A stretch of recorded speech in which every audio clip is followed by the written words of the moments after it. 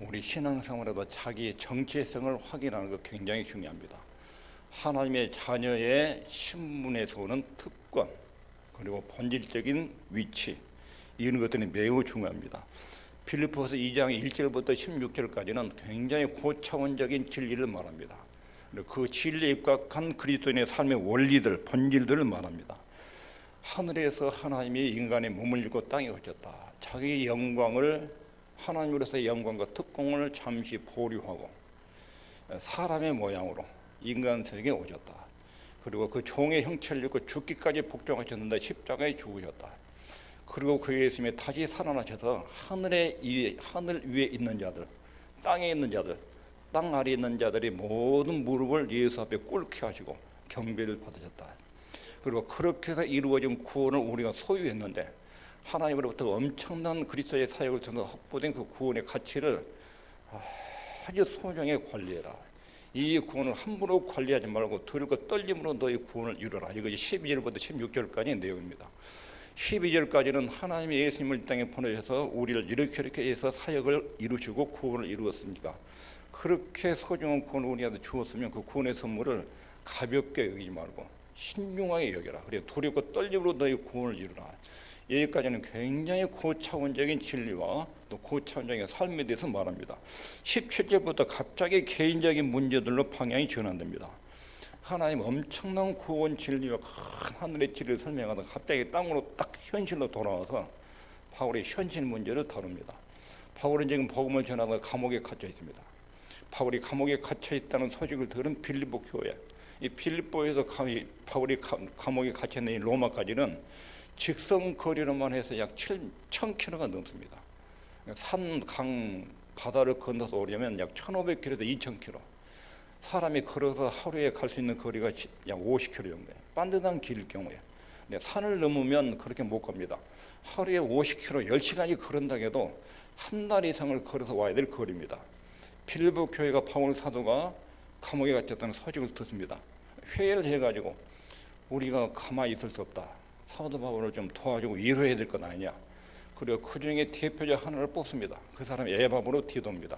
에바브로 디도에게 필립보 교회인들이 헌금을 해가지고 이 돈을 영치금으로 감옥에 있는 바울에게 도움이 되도록 잘 쓰십시오 하고 뽑습니다. 그리고 이 사람한테 맡깁니다. 그 돈만 가져갈 뿐 아니라 한 달 동안, 한 달 이상을 걸어가려면 거기 석직도 해야 되죠. 가다가 먹기도 하고 잠자리도 해야 돼요. 들에서 자기도 하고 산에서 자기도 하고 때로는 걸어가다가 집으로도 자기도 하고 음식을 먹기도 하고 하루 종일 굶기도 하고, 그런 여정을 한 달 이상을 걸어서 로마 감옥까지 와야 됩니다. 이런 에바브로 티도가 빌립보에서 출발해가지고 바울 사도 인등에 왔는데 이 사람이 병들었습니다. 너무 과로했는지 제대로 잠을 못 잤는지 아니면 오는 과정에 풍토병이나 전염병에 걸렸는지 영양 부족인지 그 병의 정도가 죽을 정도의 병이 걸렸다. 바울은 감옥에 갇혀 있고 에바브로 티도가 왔는데 이 사람은 너무 힘들어가지고 죽을 병에 걸렸고, 필립보 교회도 에바브로 티도가 병들었다는 걸 들었습니다. 얼마나 걱정이 되겠습니까? 우리가 사도 바울을 위로하게 해서 보냈는데 그 위로자가 병들어가지고 도리어 바울이 근심거리가 된 것입니다.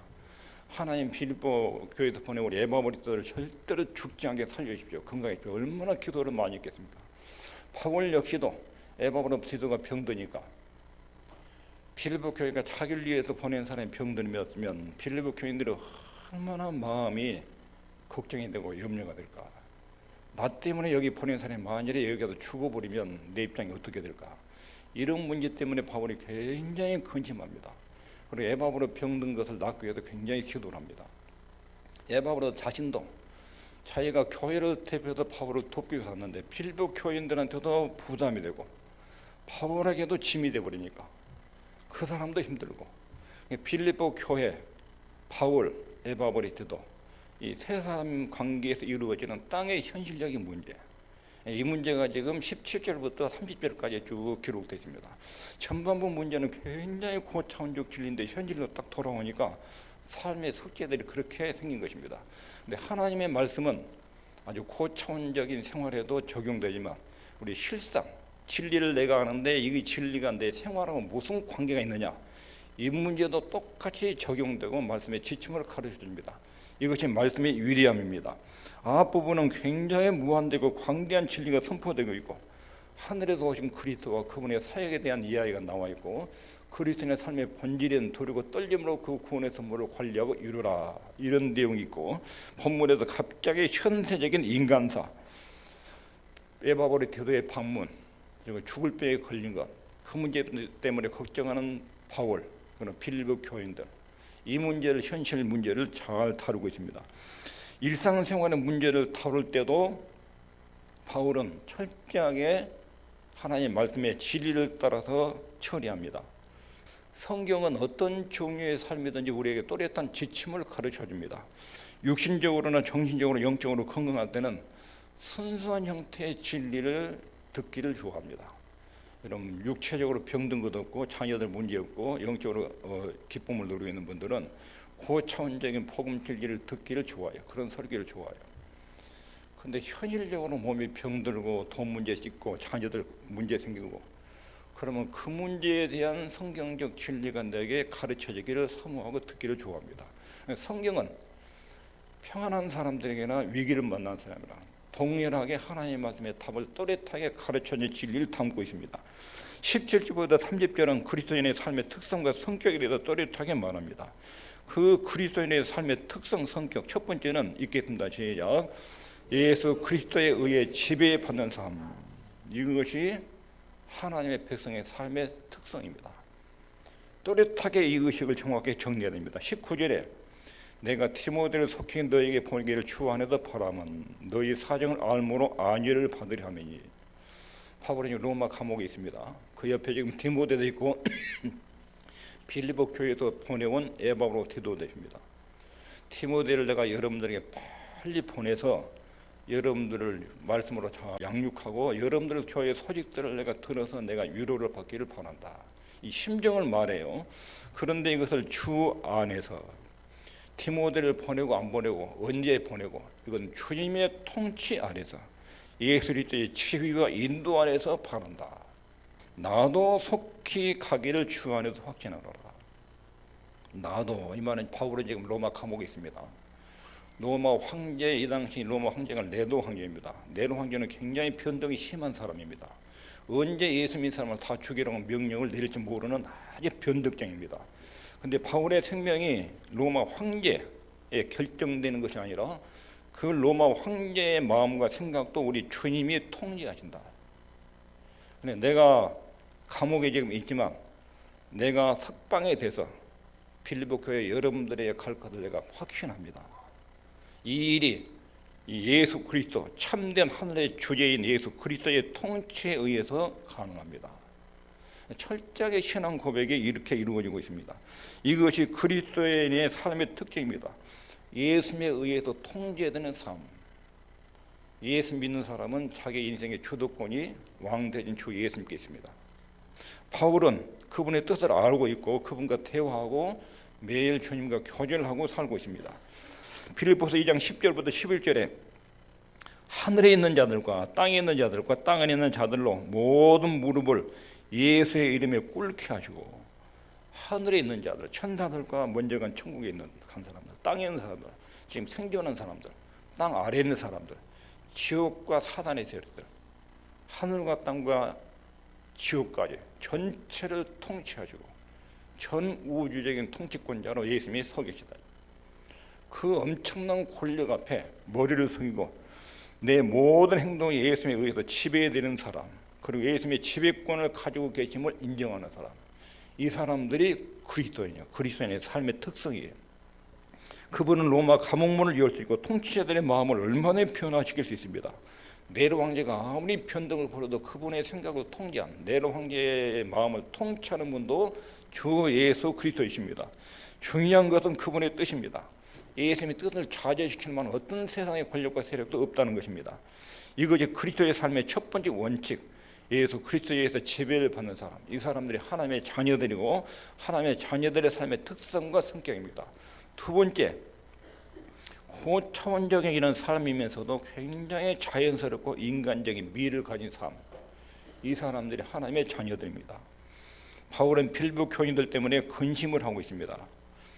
바울같이 위대한 믿음의 사람이 무슨 근심과 걱정이 있을까? 항상 기뻐하라, 쉬지 말고 기뻐하라, 이렇게 말한 분이 모든 염려는 아무것도 염려하지 말고 모든 일을 주께 다 맡기고 기뻐하고 감사함으로 말해라. 이런 고차원적인 신앙을 가진 사람이죠. 근데 바울이 지금 굉장히 근심하고 있다고 말해요. 근심하고 있다고. 여기도 보면 그가 너희 무리를 간절히 삼하고, 여기 그는 에바브로디토예요. 에바브로디토가 병든 것을 놓고 자기 병든 것을 너희가 들은 줄 알고, 필리포 교회, 자기 고향 교회죠. 떠난 지 지금 한 달 이상이 넘었어요. 그래도 떠난 지 고향이 막 그리워요. 고향 성도들 보고 싶고, 자기 부모님과 형제들 보고 싶고, 가족들이 보고 싶어요. 몸이 병들었어요. 디모데를 보내면서 여러분들이 안위를 받고 싶다. 그리고 이 에바브로디토가 병든 것 때문에 심히 근심했다. 에바브로디토도 근심하고 바울도 근심하고. 바울은 이상적인 신앙이죠. 나는 주 예수님 이름 때문에 죽기도 각오했다. 예수 그리스도 안에서 사는데도 제가 병들어 죽게 되었으나 하나님이 저를 긍휼히 여기셨고, 저뿐 아니라 또 나를 긍휼히 여기사 내 근심 위에, 바울이 에바브로 병든 것 때문에 큰 근심이 있었어요. 특별히 26절에 따르면 그가 너희 무리를 간절히 사모함으로, 너희 무리를 간절히 사모했다. 향수병에 걸린 거예요. 고향 교회 성도들이 너무 그리운 거예요. 전부 다 낯선 사람들 아니냐, 로마 와가지고 나 말도 제대로 통하지 않고 전부 낯설고, 그런데 고향이 얼마나 그리운지 거기다가 병까지 얻었으니 인간적인 순수한 모습들이 그대로 나타나고 있습니다. 친구와 친척들과 빌립보 교회 성도들 고향을 굉장히 그리워하고 보고 싶어합니다. 그리스도인들은 초자연적인 사람이 아닙니다. 이것을 인정해야 됩니다. 예수 믿는 신앙은 굉장히 이상적인 것이 좋습니다. 믿음 고백도 이상적이에요. 그러나 현실에 돌아오면 한 인간입니다. 한 인간으로서의 근심이 있고 위로가 있고 기쁨이 있습니다. 평범한 인간이요. 고향이 그립고 부모가 그립고 친구들이 그립고, 이 에바브로디토에게 이런 모습들이 지금 그대로 있는 그대로 표현되고 있습니다. 하나님의 타고난 종들, 사도 바울, 에바브로디토, 이 사람들은 그 시대의 최고 수준의 신앙의 사람들입니다. 그런 사람들 속에 이런 인간적인 면모들이 그대로 나타납니다. 근심이 있었다. 위로가 필요했다. 하나님이 인간을 창조할 때 천사로 만들지 않았습니다. 인간으로 만들었습니다. 인간으로. 육체를 가진 인간으로, 감성을 가진 인간으로 만들었습니다. 이것은 자연스러운 인간의 본성입니다. 천사들은 병들고 아프고 죽는 것이 무엇인지를 모릅니다. 그런데 인간은 육체를 가지고 있기 때문에 병들고 아프고 죽는 것의 고통을 압니다. 빌립보 교회의 건강 모습으로 에바브로가 당도하면 빌립보 교회들이 그동안 그렇게 걱정하고 근심했던 것들이 완전히 사라지게 될 것입니다. 바울의 근심도 덜어질 것입니다. 그리고 그 모습을 바울이 연상하는 거예요. 에바브로의 태도가 건강한 모습으로 빌립보에 당도했을 때 가족들과 성도들이 얼마나 안심하게 될까. 그 모습을 생각하고 에바브로를 여러분들에게 빨리 보내기를 바랍니다. 그리고 빨리 보낸 거예요. 예수 믿는 사람은 지나친 이상주의도 조심해야 됩니다. 지나친 현실주의도 조심해야 됩니다. 이상과 현실, 하나님에 대한 신앙 내용과 땅에 사는 현실 문제, 이걸 절대로 외면하지 않습니다. 두 번째, 여기 인간적인 모습에도 근심과 아닌 모습이 나오고, 또 한 가지 볼 것은 에바브로디토의 질병 치료 문제입니다. 바울이 어떤 사람인가요? 여기서 말하면 능력의 사도입니다. 죽은 사람도 살려냈습니다. 루스드라에 가서는 안진뱅이 있는데 주 예수는 명하지 안진뱅이가 일어났습니다. 그 사람들이 신이라고 가지고 막 숭배하려고 했습니다. 그런 기적이 나타났습니다. 쿠브로에 가서는 그 촌장 가족이 열병에 들었는데 대부분은 예수 이름으로 치료했습니다. 쿠브로에 많은 병자들이니까 거의 예수 이름으로 치료했습니다. 바울 사도가 쓰던 손수건을 갖다가 환자에 올리면 환자가 나왔습니다. 가는 것보다 능력과 표적과 기적들이 참 많이 나타났습니다. 에바브로가 병들었습니다. 최고로 사랑하는 동역자가 병들었습니다. 바울 사도가 그 성령의 능력으로 병 고칠 은사를 썼겠습니까? 안 썼겠습니까? 몇 번을 예수 이름으로 병을 놓고 안수했는데 안 고쳐지는 거예요. 안 났어요. 빌립보 교회도 막 기도를 하고 바울도 기도하는데 에바브라의 병이 그렇게 선교 현장에서 일어났던 기적과 능력이 안 나타나는 거야. 이걸 보면 병이 치료하는 것이 성령의 주권이에요. 하나님의 주권이에요. 능력의 종이 안수한다 해서 무조건 떨어지는 것이 아니에요. 하나님이 고칠 사람을 지목하고 사람을 마음을 감동해서 안수하게 하는 거예요. 그렇게 하나님이 고칠 사람을 고치는 것이 아무나 그 기적적인 방법으로 치료하지 않은 것입니다. 성령의 은사는 성령의 주권에 의해서 쓰임받습니다. 병 고치는 은사도 성령의 주권에 의해서 나타납니다. 베드로는 감옥에 갇혔을 때 천사가 와서 문을 열어줬습니다. 서대반은 복음을 전하다가 돌에 맞아 죽습니다. 서대반이 믿음이 모자랐느냐, 기도가 짧았느냐, 그게 아닙니다. 어떤 사도는 하나님이 풀어주고 기적으로 풀어주고 어떤 사도는 불러갑니다. 이런 문제는 하나님 주권에 속한 문제입니다. 그리스도의 삶에서 우리 마음대로 되는 것이 아닙니다. 하나님의 주권에 의해서 치료와 회복, 기적 역시 하나님의 주권에 의해서 결정됩니다. 어떤 일이 일어날지 결정하신 분은 하나님이십니다. 하나님 우리의 모든 삶의 결정권자, 이것이 그리스도인의 삶의 특성과 성격입니다. 여기서 그리스도인의 삶의 자세에 대해서 여기 25절에 잘 나옵니다. 에바브로 디도에 대해서 바울이 말하죠. 하나님의 백성들을 지금 에바브로 디도에 대해서 말하지만 예수 믿는 성도에 대해서 세 가지 호칭을 썼습니다. 나의 형제, 함께 소구한 사람, 함께 군사된 사람. 하나님의 백성 그리스도인의 삶의 자세는 뭐냐? 형제다, 함께 소구한다, 함께 군사된 사람이다. 이게 하나님의 백성의 특성, 삶의 특징들을 지금 이렇게 표현하고 있습니다. 먼저 형제들 이런 표현을 썼죠. 에바브로 디도, 사도 바울, 빌립보 교회 성도들, 디모데, 여기 네 부류의 사람이 본문에 나옵니다. 이 네 부류의 인간관계에서 흐르는 아름다움을 한번 보십시오. 먼저 형제라고 말할 때 하나님의 자녀로서 서로 깊은 배려, 세상의 모임 단체는 공동 목표를 가지고 딱 모이고 흩어지면 전부 다 따로 따릅니다. 근데 교회는 그런 단체가 아닙니다. 우리는 형제의 이유는 하나님의 아들, 딸이기 때문에 그렇습니다. 아버지가 같으니까 형제와 자매입니다. 가족이라는 것입니다. 먼저 형제에 대한 깊은 배려를 보면 먼저 빌립보 교회인들이 바울에 대한 관심, 빌립보 교회 에바브로 디도는 교회의 중심적인 일꾼입니다. 굉장히 중요한 교회의 중요한 일꾼이에요. 근데 그 일꾼을 빨리 몇 달 동안 로마로 보냅니다. 이런 사람을 뽑았는데 이 사람은 교회의 중추적인 역할을 할 수 있는 사람입니다. 그런데 이 사람을 지금 바울에게 보냅니다. 바울을 위해서. 근데 바울 옆에 항상 같이 있는 사람이 몇 사람 있었는데 먼저 의원 누가는 평생 바울을 따라다닌 사람입니다. 죽을 때까지. 그리고 지금 바울이 감옥에 있는데 디모데가 그 곁에 있습니다. 그 다음에 빌립보 교회에서 온 에바브로 디도가 있습니다. 바울은 감옥이기 때문에 이 사람들이 밖에 있으면서 서시로 방문하지요. 바울에게 에바브로 디도는 굉장히 외로울 때 좋은 교제의 대상입니다. 얼마나 이야기 나눌 수 있는 좋은 사람이지. 바울이 꼭 데리고 있고 같이 있으면 좋을 사람입니다. 그런데 바울은 빌립보 교회 형편상 빨리 자기 곁을 떠나서 빌립보에 보내기를 바랍니다. 빌립보 교회를 위해서는 하루빨리 에바브로를 보내야 그분들이 위로를 받을 수 있습니다. 자기만 생각하면 오래 붙들고 싶어 이런데 빌립보 교인들의 마음을 크게 배려하고 보낸 것입니다. 빌립보 교회도 에바브로 디도가 자기 교회 중직자니까 자기들이 붙들고 유익을 얻어야 하는데 그분을 포기하고 바울에게 보내고, 바울 역시 에바브로 디도가 자기에게 필요한데 붙들고 싶은데 빌립보 교회를 위해서 빨리 떠나보내는 형제에 대한 깊은 배려가 있습니다. 바울의 관심사는 빌립보 교회의 필요였고 빌립보 교회가 누리는 안위, 위로, 이런 걸 염두합니다. 빨리 너 가서 너희 교회 잘 섬겨야 된다.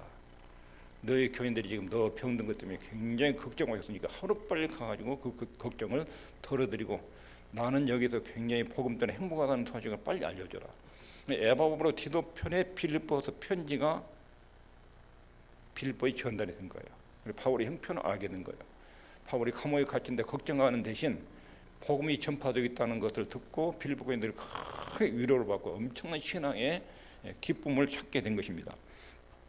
이것이 형제들이라는 말 속에 들어있는 이게 그리스도인의 삶의 모습입니다. 또 하나는 함께 수고한 자, 동역자라는 뜻입니다. 우리가 깨달아야 될 것은 내가 하는 일이 누구의 일인가, 내가 교회를 섬기는 그 일이 누구의 일인가, 목사님을 위해서 교회의 일입니다. 그게 아니라 하나님 아버지의 일이라는 거예요. 아버지의 일, 하나님 아버지의 일을 같이 하는 거예요. 이게 동역자예요. 이게 함께 수고한 자는 뜻입니다. 함께 수고한 자는 뜻에 대해서 여러 가지 성경 구절이 나옵니다. 본문의 30절에 보면 저가 그리스도의 일을 위하여 죽게 이르러도, 에바브의 디도를 두고 하는 말입니다. 주의 일을 위해서 죽음을 무릅쓰고 자기 목숨을 돌아보지 아니한 것은 나를 섬기는 일에 너희 부요금을 채우려 합니다. 바울을 사도를 섬기기 위해서 목숨을 걸고 여기까지 와가지고 죽을 병에 걸렸다가 살아났다. 바울 모두 그리스도의 일을 위해서 그렇게 했다. 그리고 21절에는 저희가 다 자기 일을 구하고 그리스도 예수의 일을 구하지 아니하되, 이 말을 바울이 지금 이렇게 표현하고 있는 거예요. 여기 로마에 하나님의 자녀들이 참 많다. 하나님 믿는 아들들 신앙생활 한다는 사람이 참 많다. 그러나 다 자기를 구한다. 자기 먹고 사는 것, 자식 이런 것 치중하지 그리스도의 예를 구하는 사람들이 드물다. 그러나 에바브로 디도나 디모데는 다르다. 그런 종류의 사람과 신앙의 질이 다르다는 것입니다. 여러분에게 보내주는 유일한 사람, 그 사람은 디모데뿐이다. 에바브로 디도는 여러분들이 나한테 보낸 성도고, 내가 여러분들에게 보내준 믿고 보내준 사람들은 디모데뿐이다. 로마 교회 안에 그 많은 그리스도인 중에 진짜로 내가 쓸 수 있는 사람은 디모데 한 사람뿐이다. 다 자기를 구하고 그래서 예수의 일을 구하지 않았다. 그리고 20절과 21절에 하나님의 일을 수행하는 정신 방식, 이는 뜻을 같이하여 너희 사정을 진실히 생각할 자가 이밖에 내게 없습니다. 바울의 의중을 알고 주 예수님의 뜻을 알아가지고 빌립보 교회의 사정을 진실하게 알고 섬길 수 있는 사람은 로마에 있는 많은 그리스도인 중에서 디모데뿐이다. 디모데.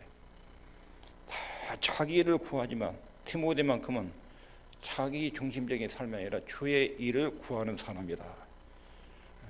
이게 함께 수고하는 사람, 함께 동역하는 사람의 특징이에요. 그리고 이 일의 성격이 더 17절, 18절.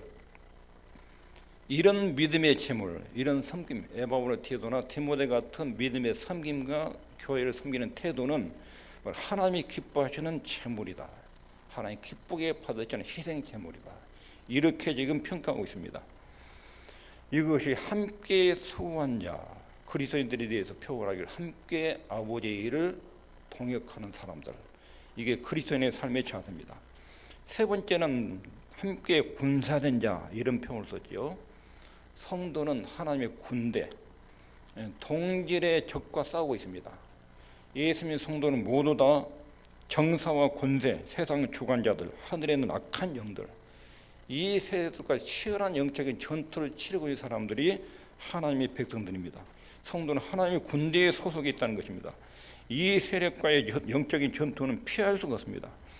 교회 밖에서 오는 핍박, 그리고 교회 안에 들어가 있는 헛된 교리, 오류, 그릇된 가르침, 이것과 대항해서 치열하게 싸워야 되는 영적 전쟁을 치르고 있는 사람들이 하나님의 군대들입니다.